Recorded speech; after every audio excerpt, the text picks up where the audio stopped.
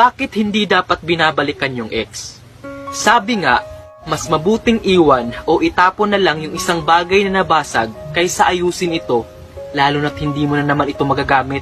Learn to let go. Pag iniwan ka na ng isang tao at pag bumalik yan sa'yo, for sure hindi na yan totoo. Hindi lahat ng bumabalik ay nagbabago. Yung iba, nagiging kampante silang bumalik para ulit-ulitin ang mga bagay na naging dahilan ng paghihiwalay nyo.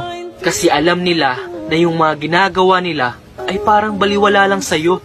At ikaw naman itong si tanga, tinatanggap mo kasi mahal mo pa yung isang tao. Tandaan mo, ang salitang second chance ay may taong binabagayan yan.